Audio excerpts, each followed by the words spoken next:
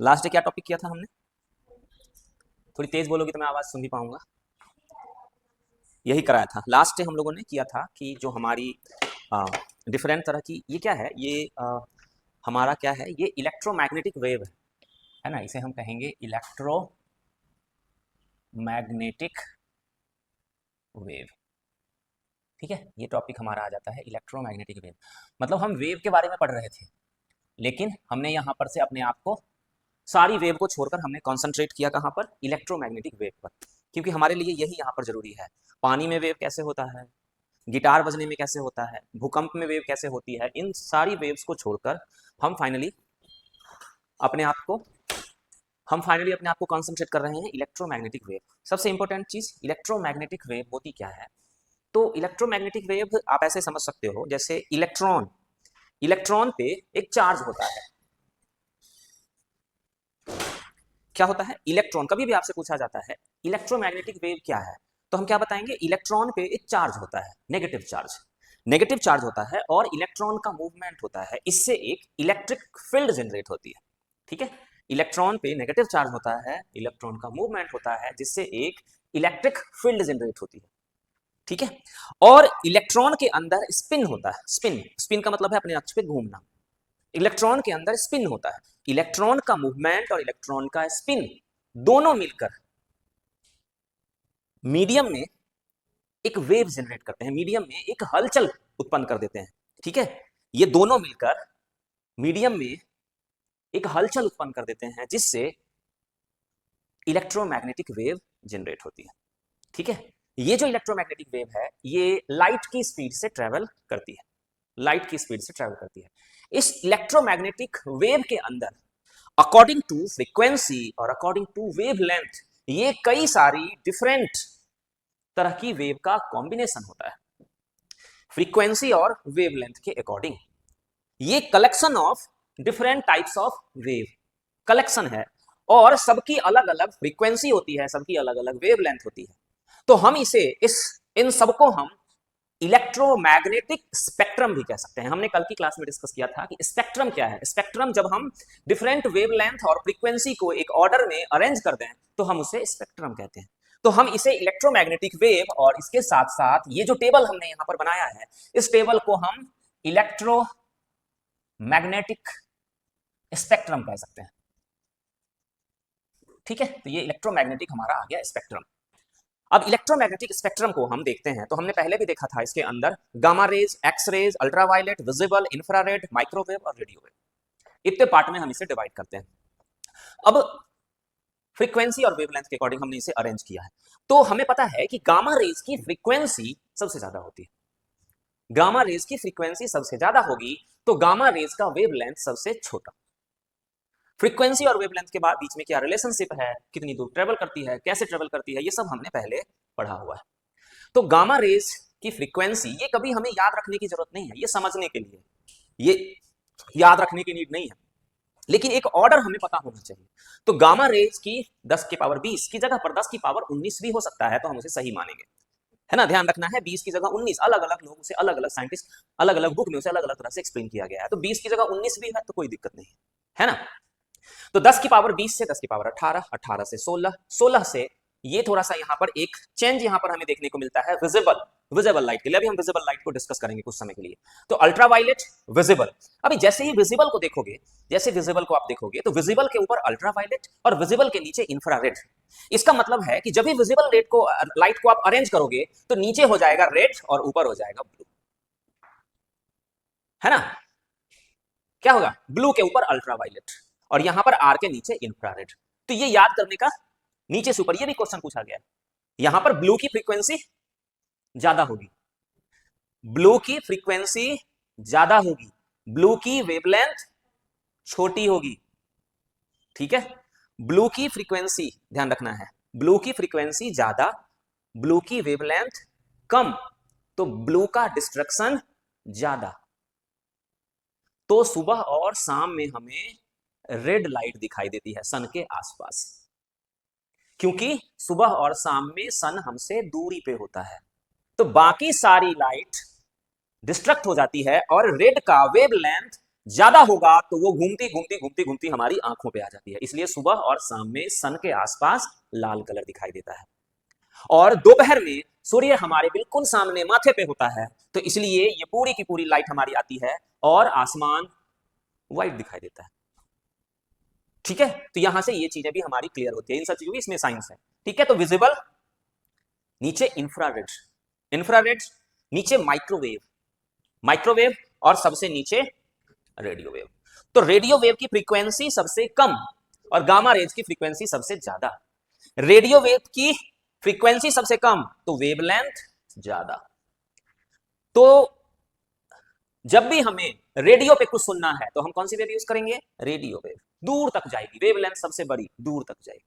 तो ये दोनों के बीच में, तो ये हम जब नीचे से ऊपर जाएंगे तो क्या होगा? बढ़ेगी, और जब हम इसे नीचे से ऊपर जाएंगे तो क्या होगा? कम होगा। ठीक है, ओके, क्लियर है फ्रीक्वेंसी और वेवलेंथ। अब एक छोटी सी इंफॉर्मेशन है, किसने किसकी डिस्कवरी करी? तब ये तो भाई एसएससी का क्वेश्चन है ना, पीसीएस में भी कई बार पूछ देता है, यूपीएससी में सामान्यतः ऐसा नहीं पूछा जाता है, लेकिन फिर भी मैंने इसमें आपको लिख दिया है कि आप कभी पढ़ना चाहो इसे, कभी पीसीएस का एग्जाम देना हो, कभी मन करे कि आप क्या है वो उस एग्जाम का नाम अभी अभी जो हुआ है, होमगार्ड, कभी आपका मन कर जाए कि अभी इस बार मुझे होमगार्ड का एग्जाम देना है, मैं होमगार्ड का मजाक नहीं उड़ा रहा हूं बिल्कुल, पर वो भी एक एग्जाम है, तो उसमें कॉन्सेप्ट टाइप के क्वेश्चन नहीं होते, उसमें फैक्ट टाइप के क्वेश्चन होते हैं, तो आपको वहां पर इसकी जरूरत पड़ सकती है। Gamma rays, Paul Villard, X rays, Wilhelm Roentgen, ultraviolet क्या क्या है आप देख लेना, मैं इसे बता नहीं रहा हूं, लिखा हुआ है, आप इसे एक बार देख लेना।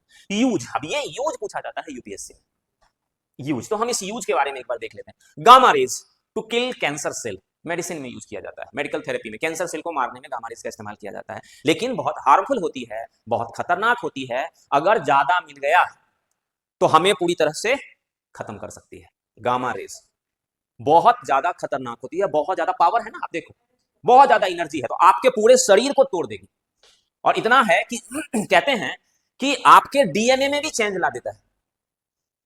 तो यह ध्यान रखना है कि हम इसका मेडिसिन में इस्तेमाल भी कर सकते हैं, लेकिन ज्यादा मात्रा में can generate many causes generate कर सकती है, हमारे शरीर में प्रॉब्लम ला सकती है, हमें पूरी तरह से खत्म कर सकती है, डीएनए में चेंज ला सकती है। और कहां क्रिएट कर सकते हैं? तो हम इसे सबसे बड़ी मात्रा में जहां ये क्रिएट होता है वो कहां होता है? सन में होगा, सन में होगा, सन से हमें जो मिलती है गामा रेज आ ही रहा है सन से हमारे पास, है ना। और धरती पे कहां क्रिएट किया जा सकता है? न्यूक्लियर फिजन में, ध्यान रखना है न्यूक्लियर फिजन, क्योंकि अभी हमने फ्यूजन किया नहीं, अभी हमने फ्यूजन नहीं किया, फिजन मतलब विखंडन, परमाणु विखंडन, जहां परमाणु विखंडन होता है वहां पर गामा रेज जनरेट हो जाती है। ठीक है, ओके, नेक्स्ट एक्सरेज, पता ही आपको एक्सरेज हम करवाते हैं जाकर, एक्सरेज, और हार्मफुल भी हमारे लिए, किसी इंसान को बहुत ज्यादा एक्सरेज करने के लिए नहीं कहा जाता है ना। अल्ट्रासाउंड हम करते हैं, अल्ट्रासाउंड हमारे लिए हार्मफुल नहीं होता है, लेकिन एक्सरेज हमारे लिए हार्मफुल होता है ना। तो एक्सरेज हमारे लिए हार्मफुल है, फिर भी हमारे लिए इस्तेमाल भी होता है, और ये भी फिजन में जनरेट होती है, फिजन में एक्सरेज भी जनरेट होती है।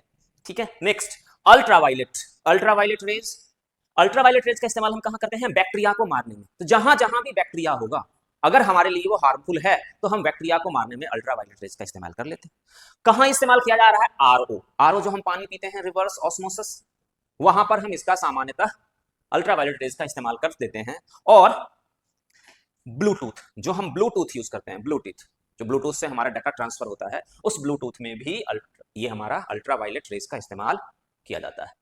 ये अल्ट्रावायलेट रेज जो है हमारे लिए, देखो जैसे ही नीचे से ऊपर की ओर जाएंगे, है ना, ध्यान रखना है, नीचे से ऊपर की ओर जाएंगे तो प्रॉब्लम ज्यादा होती जाएगी हमारे लिए, फ्रीक्वेंसी बढ़ेगी, हमारे लिए प्रॉब्लम ज्यादा होगी। तो अल्ट्रावायलेट रेज की अगर हम बात करें तो सामान्यतः अल्ट्रावायलेट रेज तो डेली हमें मिल रहा है, सामान्यतः हमारे लिए दिक्कत नहीं है, लेकिन अल्ट्रावायलेट रेज जो होती है वो इसे तीन तरह से कैलकुलेट किया गया है, यूवीए, यूवीबी और यूवीसी। आप कभी देखोगे सनस्क्रीन लोशन लेते हैं तो उस पर लिखा हुआ होता है कि ये किस तरह के अल्ट्रावायलेट रेज से हमें प्रोटेक्ट करता है, ए से प्रोटेक्ट करता है, बी से प्रोटेक्ट करता है, या सी से प्रोटेक्ट करता है। तो सबसे ज्यादा हार्मफुल कौन सा होता है? सी, मोस्ट डेंजरस। तो सबसे अच्छा सनस्क्रीन लोशन कौन होगा? जो सी से प्रोटेक्शन प्रोवाइड करे, हमें यूवीसी से प्रोटेक्शन प्रोवाइड करे। तो आप देखोगे अच्छी क्वालिटी के जो सनस्क्रीन होते हैं वो सी से हमें प्रोटेक्शन प्रोवाइड करवाते हैं। तो ये हमारे लिए ज्यादा मिल जाए तो स्किन कैंसर, है ना, और थोड़ा सा कम मिले तो भी हमारे लिए हार्मफुल, लेकिन बहुत कम मिले तो हम अपने फायदे में उसका इस्तेमाल कर सकते हैं, जैसे बैक्टीरिया को किल करने में हमने इसका इस्तेमाल किया। ओके,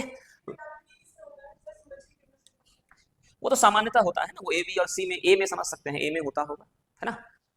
नेक्स्ट विजिबल, विजिबल के बारे में मैंने यहां पर छोड़ दिया है क्योंकि विजिबल को हम बाद में देखेंगे, विजिबल को हम यहां पर नहीं देखेंगे। उसके बाद आ गया हमारे पास नेक्स्ट वन है इंफ्रारेड। कौन है इसका डिस्कवर, किसने किया है डिस्कवरी, कहां कहां हम इसका इस्तेमाल करते हैं, इंफ्रारेड। जब इंफ्रारेड, सिंपल, जब भी आप इंफ्रारेड समझोगे तो लॉन्ग वेवलेंथ। अब यहां से हम रिमोट यूज करते हैं तो क्या होगा, सामने कोई बंदा खड़ा है, अगर खड़ा है तो भी टीवी चल जाएगी। इसका मतलब क्या है, इसकी वेवलेंथ बड़ी है जो मुझे क्रॉस करके जा सकती है ना, तो टीवी रिमोट। लेकिन एक चीज ध्यान रखना है इसमें कि ये बहुत दूर तक नहीं जाती है, डिस्ट्रक्ट हो जाएगी फिर भी, है ना। ऐसा नहीं कि आप इसे यहां से 10 किलोमीटर भेज दो, तो पास पास की चीजों में, है ना। टीवी रिमोट हीटिंग, गर्म करने के लिए भी इसका इस्तेमाल किया जाता है। मेडिकल में, कैमरा में आप देखोगे, कैमरा रात वाला जो कैमरा होता है जो रात में फोटो लेता है, उसमें लाल कलर से लाइट निकलती रहती है, तो वो कौन सी लाइट होता है, इंफ्रारेड लाइट होती है। तो नाइट विजन में, नाइट विजन में इंफ्रारेड जरूरी होता है ना। कैमरा, नाइट विजन, रात में देखना हो, लाल तरह की लाइट आप देख लोगे उसके अंदर, ठीक है। फूड प्रोसेसिंग में, फूड प्रोसेसिंग में इसका इस्तेमाल किया जाता है। कम्युनिकेशन में इसका इस्तेमाल किया जाता है। टेलीस्कोप, है ना, टेलीस्कोप, दूर की चीजों को देखना, टेलीस्कोप, टेलीस्कोप में इसका इस्तेमाल किया जाता है। कुकिंग, खाना बनाने में भी इस्तेमाल किया जाता है, एक्सेट्रा। तो इंफ्रारेड का बहुत ज्यादा यूज हो रहा है और हमारे लिए हार्मफुल नहीं होता है सामान्यतः, लेकिन अगर हमें एक्सेस अमाउंट में आ जाए तो आंखों में अगर ज्यादा कोई लाल लाइट डाल दे तो हमारी रेटिना जो होती है वो डिसबैलेंस हो जाएगी। तो सामान्यतः हमारे लिए हार्मफुल नहीं होती है, लेकिन ज्यादा अमाउंट में हार्मफुल हो सकती है इंफ्रारेड। इसके नीचे आ जाते हैं हम क्या, माइक्रोवेव। माइक्रोवेव को स्मॉल रेडियो वेव भी कहते हैं। माइक्रोवेव और स्मॉल रेडियो वेव किसने डिस्कवरी करी, कहां कहां इसके इस्तेमाल होता है, कम्युनिकेशन में। कम्युनिकेशन, मैसेज आपको भेजना है तो मैसेज भेजना है आपको, तो यहां पर आप इस्तेमाल कर सकते हो। माइक्रोवेव ओवन में, है ना, माइक्रोवेव ओवन में हम इसी का इस्तेमाल करते हैं, माइक्रोवेव का इस्तेमाल करते हैं। ये क्वेश्चन भी पूछा गया है एग्जाम में, खाना कैसे पकता है, तो क्या करता है, माइक्रोवेव में उसी खाना को गर्म किया, पकता नहीं है, गर्म होता है। माइक्रोवेव में खाना पकता नहीं है, वो सिर्फ गर्म होता है। ऐसा नहीं कि दाल आप डाल दो उसमें तो दाल पक जाए, ऐसा नहीं होता है, गर्म होता है। वही चीज गर्म हो सकती है जिसमें पानी के अंश होते हैं। सूखी चीज, रोटी डाल दो उसके अंदर तो गर्म नहीं होगा, है ना। क्यों, क्योंकि माइक्रोवेव क्या करता है, उसके पानी के जो पार्टिकल्स होते हैं उनको क्या करता है, वाइब्रेट कर देता है जाके। पानी के पार्टिकल को जाकर माइक्रोवेव क्या करता है, उसको एनर्जी दे देता है। जैसे ही उसको एनर्जी देगा तो पानी के पार्टिकल वाइब्रेट करने लग जाएंगे, तो सबकी आपस में टक्कर होगी, सारे पार्टिकल की आपस में टक्कर होगी, टक्कर होगी तो एनर्जी जनरेट होगी, इससे वो चीज गर्म होती है। ये माइक्रोवेव इस टेक्नोलॉजी पे काम करता है ना। तो माइक्रोवेव ओवन, वाईफाई, जो वाईफाई हम देख रहे हैं, हमें ध्यान रखना है ब्लूटूथ अल्ट्रावायलेट पे काम कर रहा है, और वाईफाई, शांति रखो, अभी शांति रखो, ठीक है। तो वाईफाई, ओके, यहां पर वाईफाई आ गया, तो आप देखोगे वाईफाई जो होता है वो थोड़ा दूर तक जाता है। वाईफाई की रेंज यहां से वहां तक होती है, इसका मतलब क्या है, वेवलेंथ बड़ी है उसकी, वाईफाई की वेवलेंथ बड़ी है। और ब्लूटूथ, पास में, मोबाइल को पास में रखना पड़ेगा, तो क्या होगा, वेवलेंथ छोटी है उसकी, है ना। तो वाईफाई, सैटेलाइट टीवी, घर में जो आपके सैटेलाइट टीवी लगी होती है, तो सैटेलाइट टीवी में ये भी इस्तेमाल किया जाता है। सामान्यतः सैटेलाइट टीवी में रेडियो वेव इस्तेमाल किया जाता है, ध्यान रखना। अभी हम रेडियो वेव को आगे पढ़ेंगे तो आपका और भी ज्यादा क्लियर होगा रेडियो वेव में, ठीक है। Satellite TV, radar, radar, radar से हम, रडार में हम इसका भी इस्तेमाल करते हैं, रेडियो वेव का भी इस्तेमाल करते हैं, है ना, इसका भी इस्तेमाल करते हैं। और microwave, also called small radio waves, पता ही है हमें इसे स्मॉल रेडियो वेव्स कहते हैं, हमने अभी अभी देखा है। अब बच गया हमारे पास रेडियो वेव। रेडियो वेव क्या है इसे हम अभी समझते हैं, क्लियर है ये। इससे एग्जाम में क्वेश्चन आएंगे, आते हैं क्वेश्चन, इसलिए इसे हमें ध्यान से समझ लेना है, अंडरस्टैंडिंग डेवलप करनी है। अगर अंडरस्टैंडिंग डेवलप होती है तो हमारे लिए आसान हो जाता है।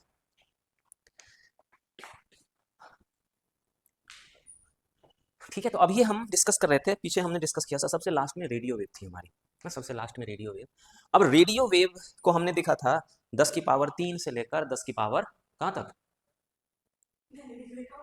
लिखा नहीं तुमने, अबे तेरी, 10 की पावर 3 से लेकर 10 की पावर 8, 3, 3 से 8 बोलेंगे ना, 8 से 3 नहीं बोलेंगे, 3 से 8 बोलेंगे। उसी तरह से तो लिखते हैं, 3 से 8 ऐसे जाएंगे ना हम, ऊपर 3 से नीचे 3, ऊपर 8, बढ़ते जाएंगे ऊपर की ओर, बढ़ते जाएंगे तो बढ़ता जाएगा, हमारी फ्रीक्वेंसी बढ़ती जाएगी। तो ये कहां पर हो गई हमारी रेडियो वेव, 10 का पावर 3 से लेकर 10 पावर 8 के बीच में, तो 10 की पावर 8, ठीक है। और बैंड क्या हो जाता है, ये रेडियो वेव हो गई यहां से यहां बीच, इसके बीच में। अब इसके बीच में भी अलग अलग कैटेगरी है, ये जो अलग अलग कैटेगरी है इसे हम कहते हैं बैंड, ठीक है, बैंड। जैसे एफएम रेडियो, एफएम रेडियो आ जाता है कहां, वेरी हाई फ्रीक्वेंसी, 30 मेगाहर्ट्ज से 300 मेगाहर्ट्ज के बीच में, तो ये क्या होता है, ये बैंड होता है। हम कहेंगे 30 मेगाहर्ट्ज से 300 मेगाहर्ट्ज क्या हो गया, एक बैंड है। तो ये अलग अलग क्या है, ये पूरी की पूरी क्या है, रेडियो वेव है। और रेडियो वेव को हमने अलग अलग फ्रीक्वेंसी में डिवाइड किया है, अलग अलग कितना पार्ट में हम उसे डिवाइड करें, तो ये हमारा क्या बन जाएगा, बैंड बन जाएगा। ठीक है, ये एक बैंड, ये दूसरी बैंड, ये तीसरी, चौथी, 5, 6, 7, इस तरह से। तो हम इसे अलग अलग नाम देते हैं। Low frequency, low frequency high wavelength, long wavelength, long frequency long wavelength, ज्यादा दूर तक जाएगी। ठीक है, शिप नेविगेशन, समुद्र में ज्यादा दूर तक, शिप नेविगेशन, सबमरीन कम्युनिकेशन, इसको याद रखने की जरूरत नहीं है, ये मैंने आपकी जानकारी के लिए लिख दिया है यहाँ पर, कभी फ्यूचर में आपको देखना पड़े। एक्चुअली क्या है कि बिना इसको समझे हुए ये समझ नहीं आता, जब मैंने समझने की कोशिश करी तो बहुत दिक्कत हो गई मुझे, तो बिना इसको समझे ये क्लियर नहीं होगा, इसलिए इसकी जरूरत है हमें यहाँ पर।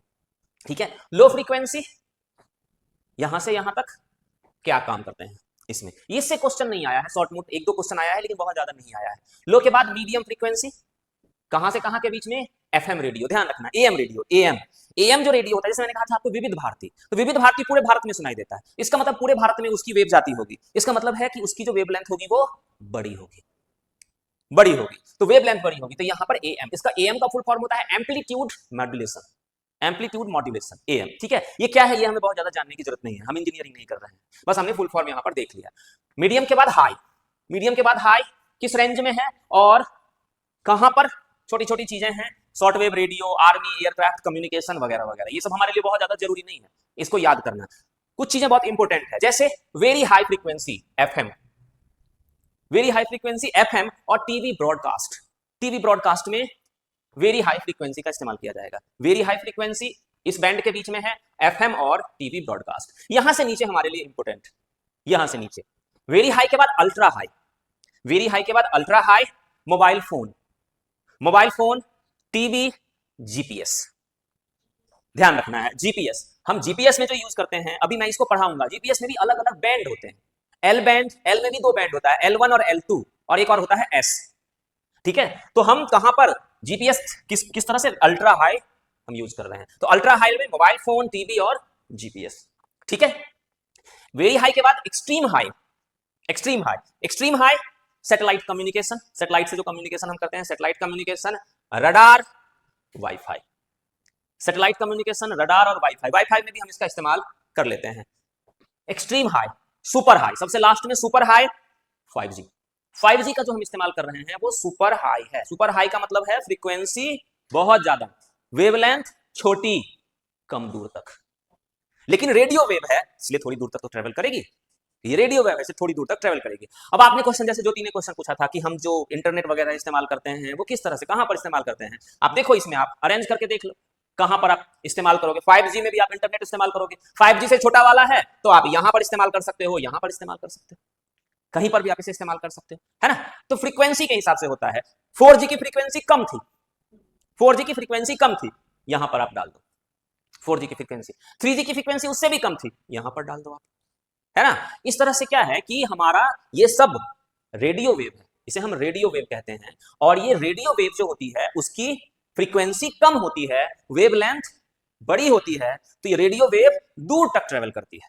अब रेडियो वेव के अंदर भी हमने अलग अलग बैंड बना रखा है, उनकी फ्रीक्वेंसी, रेडियो वेव का जो एरिया है बहुत बड़ा है, 10⁻³ टू 10⁸, बहुत बड़ा एरिया है इसका, इसके अंदर भी हमने अलग अलग बैंड बना रखा है। ये अलग अलग बैंड है जो अलग अलग तरीके से हमारे लिए क्या कर रहा है, वर्क कर रहा है। ठीक है, ओके, चलो एक मोटा सा पार्ट है हमारे पास ना, जो अभी मैंने आपके सामने लिखा था, ये अलग अलग band, L band, S band, C band, X band, K U band, K band, K A, तो हमने लिख ही लिया है अभी। अब हम इसका इस्तेमाल देखते हैं, इसका इस्तेमाल कहाँ कहाँ किया जाता है।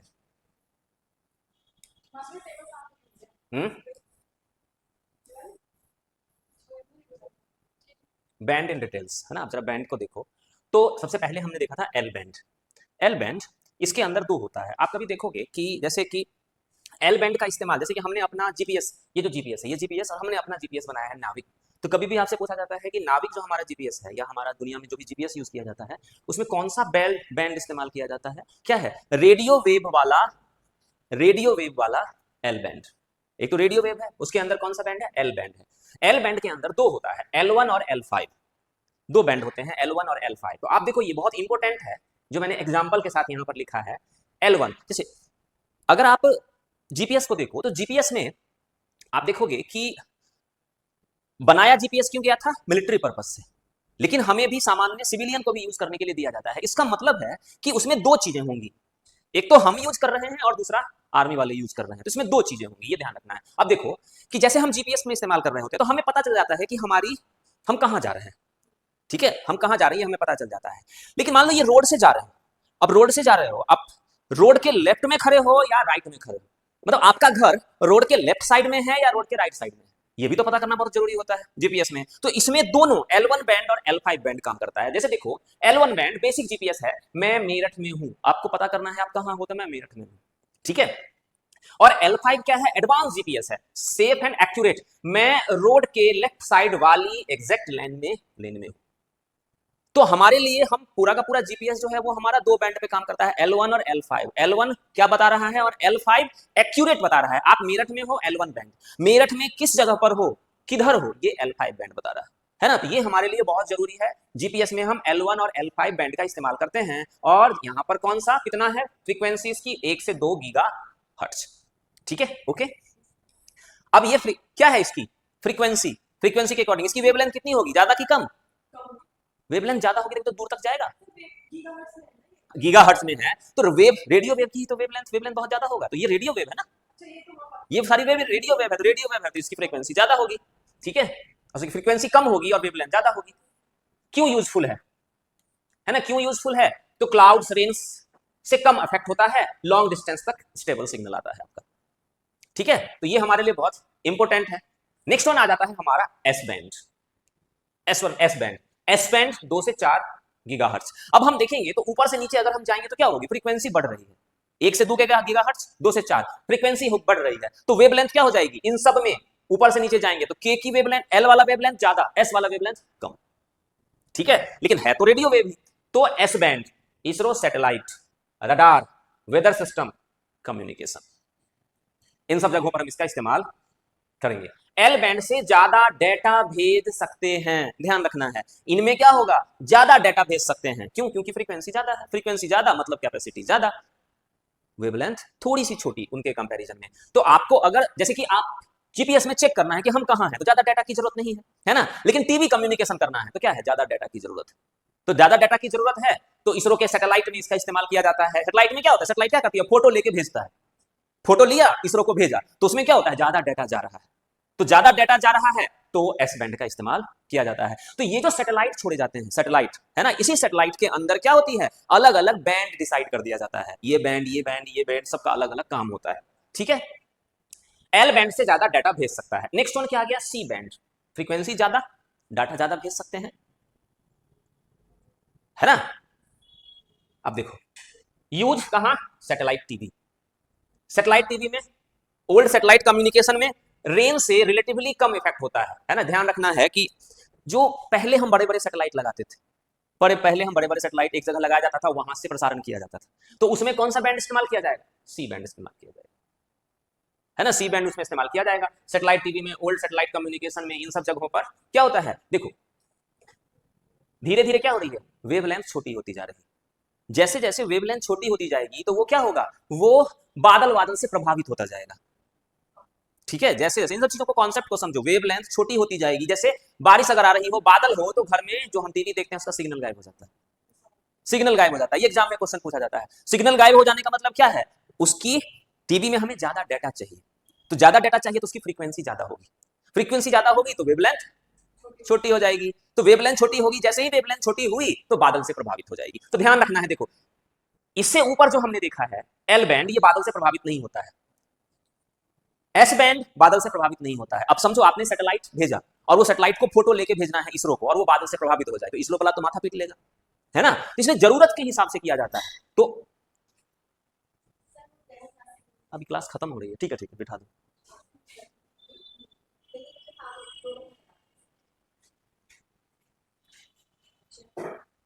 वैसे क्लास खत्म हो रही है तो पूरी चीजें समझ में नहीं आएंगी, है ना आपको, क्योंकि वो मैं काफी देर से पहले से पढ़ा रहा, फिर भी आप बैठ जाओ, ठीक है, ओके। तो एस बैंड हमने देख लिया, सी बैंड हमने देख लिया। अब जैसे जैसे हमें, जैसी हमारी नीड है, जैसी हमारी जरूरत है। हमें ज्यादा डाटा भेजना है, तो ज्यादा डाटा भेजना है तो फ्रीक्वेंसी क्या होगी, आवृत्ति क्या होगी, ज्यादा होगी, और वेवलेंथ छोटी हो जाएगी। तो एक्स बैंड 8 से 12 गीगाहर्ट्ज, कहां पर, मिलिट्री रडार। मिलिट्री रडार, जो मिलिट्री वाले रडार यूज करते हैं, है ना। रडार क्या होता है हमें पता है ना, रडार रडार होता है कि जिससे हम कोई किसी भी इलेक्ट्रॉनिक आइटम का पता लगाते हैं, ढूंढते हैं, इलेक्ट्रॉनिक आइटम को ढूंढते हैं। तो ये मिलिट्री वालों के पास ये रडार होता है। वो रडार क्या करता है, ये रडार क्या करता है, एक वेव जनरेट करता है। वो जो रडार वेव जनरेट करता है वो कौन सी बैंड वाला होगा, हमारा एक्स बैंड वाला होगा। वो वेव जनरेट करेगा, वो वेव जाएगी, ठीक है। अब वेव जाएगी और उन चीजों से जिसको पता लगाना है उससे टकराएगी और वहां से वापस लौटकर चली जाएगी। तो क्या होता है इसमें, हमें कोई ज्यादा ऐसे स्पेस में हमें भेजना है या कहीं भी हमें भेजना है, हम इसका इस्तेमाल करते हैं, एक्स बैंड का इस्तेमाल करते हैं। या मिसाइल को हमें ट्रैक करना है, कोई मिसाइल हमारे पास आ रही है। कभी एग्जाम में इस तरह का क्वेश्चन पूछा जाए कि रडार में हम रेडियो वेव के कौन से बैंड का इस्तेमाल करते हैं। मिलिट्री रडार में हम रेडियो बैंड के कौन से, रेडियो वेव के कौन से बैंड का इस्तेमाल करते हैं हम, तो हमारा क्या हो जाएगा, एक्स बैंड। रेंज से अफेक्ट होता है, लेकिन वो बहुत अलग अलग, एक ही नहीं है ना हमारे पास, अलग अलग सिस्टम है ना, हम अलग अलग सिस्टम रखते हैं, एक ही नहीं है। मैक्सिमम टाइम क्या होता है कि रडार अलग अलग जगह पर काम करता है, अलग अलग जगह पर। तो हर समय जरूरी नहीं है कि आपका मेघ हो, बादल हो, हर समय आसमान साफ भी होता है। तो सिर्फ डिटेक्ट करने के लिए एक ही सिस्टम नहीं होता है हमारे पास, कई सारे सिस्टम होते हैं। हम इंफ्रारेड का भी तो इस्तेमाल करते हैं, कर सकते हैं, कर सकते हैं, हाँ कर सकते हैं, ठीक है। अब देखो यहां पर स्पेस रिसर्च, स्पेस में कोई चीज रिसर्च करनी हो तो हम उसका इस्तेमाल कर सकते हैं। अब देखो यहां पर आ जाता है हमारा केयू बैंड, ये बहुत इंपॉर्टेंट होता है। केयू बैंड, केयू बैंड बहुत इंपॉर्टेंट होता है। ये जो केयू बैंड है हमारा, ये हमारे डीटीएच टीवी में, सैटेलाइट इंटरनेट में यही केयू बैंड का इस्तेमाल किया जाता है, ठीक है। तो कभी कभी हम सोचते हैं, जैसे कि हमने न्यूज में पढ़ा, आपने नहीं पढ़ा होगा न्यूज में, आगे जब आप पढ़ोगे तो आपको पता चलेगा कि ये इसरो ने ये सैटेलाइट लॉन्च किया। ये सैटेलाइट के अंदर बहुत सारे ट्रांसपोंडर लगे हुए होते हैं। ट्रांसपोंडर, ये सैटेलाइट, जैसे हमने एक सैटेलाइट भेजा, हमारा सैटेलाइट आ गया जियो स्टेशनरी ऑर्बिट में, हमने एक सैटेलाइट डाल दिया। अब वो क्या है, हमारा कम्युनिकेशन सैटेलाइट है ना। हमने जियो ऑर्बिट में डाला तो हमारा क्या है, वो कम्युनिकेशन सैटेलाइट। कम्युनिकेशन मतलब सूचना लेना देना, कम्युनिकेशन है। तो किस तरह का कम्युनिकेशन हम वहां से करते हैं, तो वहां से पता है हमें कि हम घर में जो हमारे यहाँ जो टीवी चलता है, वो टीवी में हमें अगर चलाना है तो हमें वहीं से कम्युनिकेशन लेना पड़ेगा, क्योंकि वही फिक्स जगह है जहां से हमें कम्युनिकेशन हमारा हो पाएगा। तो हम क्या करते हैं, अपने घर के ऊपर एक एंटीना लगा देते हैं। वो एंटीना एक स्पेसिफिक डायरेक्शन में रहता है जो कम्युनिकेशन वहां से कनेक्ट करता है। तो ज्यादा डाटा चाहिए हमें, ज्यादा डाटा चाहिए, तो ज्यादा डाटा चाहिए तो फ्रीक्वेंसी ज्यादा, 12 से 18 गीगाहर्ट्ज। ज्यादा डाटा चाहिए, ज्यादा फ्रीक्वेंसी, और ज्यादा फ्रीक्वेंसी होगी, वेवलेंथ क्या होगी, छोटी हो जाएगी। तो वेव, देखो ध्यान रखना है, वेव लेंथ छोटी होने का मतलब क्या हो जाता है, वो दीवार को क्रॉस नहीं कर पाती है। वही छाता आप अगर घर के अंदर लगा दो, कम्युनिकेशन नहीं होगा, है ना। जो वेव लेंथ छोटी होती है वो क्या होती है, दीवार से टकरा के रुक जाती है। जैसे सूर्य की किरणें, छोटी वेव लेंथ होती है, दीवार के अंदर नहीं जा पाएगी, ठीक है। तो वो जो डीटीएच टीवी आपके घर में है, अगर उसका छाता अगर आप बाहर लगा दो तभी वो काम करेगा, घर के अंदर लगाओ तो वो काम नहीं करेगा। एक चीज और बहुत इंपॉर्टेंट है, आप देखो समझो कि दो तरह से होता है। एक ऐसा सिस्टम होता है जो गांव में बहुत जगह पर यूज किया जाता है, फ्री होता है, सरकार की तरफ से फ्री है, उसमें घर के ऊपर छाता नहीं लगाना पड़ता है, हमें टावर नहीं लगाना पड़ता है ना। और दूसरा सिस्टम ऐसा है जिसमें घर के ऊपर हमें टावर लगाना पड़ता है। फ्री वाले में जरूरी नहीं है लगाना, जो फ्री वाला होता है लगाना है, लेकिन जरूरी नहीं है लगाना, वो बिना उसके भी काम कर जाता है, बिना उसके भी काम करेगा। तो यहां पर हमें ध्यान रखना है, दो बैंड होगा हमारा, केयू बैंड और के ए बैंड। दो बैंड होगा हमारे पास, केयू बैंड और के ए बैंड, है ना। तो अगर आप यहां पर ये देखते हो कि केयू बैंड जो है हमारा, वो डीटीएच टीवी, सैटेलाइट इंटरनेट, इनमें हमारा कौन सा, कभी भी आपसे क्वेश्चन पूछा जाता है, घर में जो टीवी होती है, जो सैटेलाइट टीवी, सैटेलाइट हम क्या कहते हैं, सैटेलाइट टीवी, सैटेलाइट से काम करता है। हमारा डाटा कहां से आता है, सैटेलाइट से हमारा डाटा आता है। तो सैटेलाइट से जो वो दिल्ली से डाटा गया सैटेलाइट में, सैटेलाइट से हमारे पास आया, तो वहां पर कुछ मशीन रखी हुई होती जो उस डाटा को ट्रांसफर करता है। वो डाटा हमारा, वो कौन सा एक बैंड होता है, उस बैंड को हम कहते हैं केयू बैंड। वो केयू बैंड होता है, उससे हम घर के अंदर टेलीविजन देख सकते हैं, ठीक है। उसके बाद आ जाता है हमारा के A band. K A band frequency ज्यादा, हाई स्पीड इंटरनेट ज्यादा। अगर आपसे पूछा जाता है कि हाई स्पीड इंटरनेट जो जिसमें ज्यादा डाटा की जरूरत होती है हमें। हाई स्पीड इंटरनेट में ज्यादा डाटा चाहिए, तो ज्यादा डाटा चाहिए तो फ्रीक्वेंसी ज्यादा होगी, उसकी फ्रीक्वेंसी ज्यादा होगी तो कौन सा band, K A band, K band का इस्तेमाल किया जाएगा, का बैंड या के ए बैंड, है ना। क्या है, high speed internet, modern satellites, बहुत फास्ट डाटा। अब क्या होगा, ध्यान रखना है, जब भी बहुत फास्ट डाटा आएगा तो वेवलेंथ छोटी, और जब वेवलेंथ छोटी होगी तो बादल से डिस्टरबेंस क्रिएट होगा। अपने आप देखो चीजें, आप सिर्फ कॉन्सेप्ट बनाओ, कॉन्सेप्ट बनाओगे तो चीजें अपने आप आपको समझ में आ जाएंगी। तो ये हमारा के बैंड आ गया। बाकी बहुत सारे हमारे लिए इंपॉर्टेंट नहीं है, इसलिए उन सब चीजों को मैंने छोड़ रखा है यहाँ पर, हमें इतना ज्यादा नहीं पढ़ना है। तो हम इसे एक शॉर्ट फॉर्मेट में यहाँ पर देख सकते हैं अगर हमें देखना है तो, कि बाकी चीजें कहाँ कहाँ और यूज हो रही हैं, लेकिन हमें इनकी बहुत ज़्यादा ज़रूरत नहीं है। हमारे लिए जो सबसे ज़्यादा इंपॉर्टेंट है वही हमारा एल बैंड है, जिसकी फ्रीक्वेंसी ये है, कहाँ कहाँ जीपीएस नाविक वगैरह में हम इस इस्तेमाल करते हैं। एस बैंड कहाँ कहाँ हमने इस्तेमाल किया, और सी band, X band, K you और के बैंड हमारे लिए, के यू और के ए बैंड ये हमारे लिए ज़्यादा इंपॉर्टेंट है, बाकी और भी बहुत ज़्यादा हमारे लिए इंपॉर्टेंट नहीं है। ओके, कहानी खत्म। हाँ पूछो पूछो।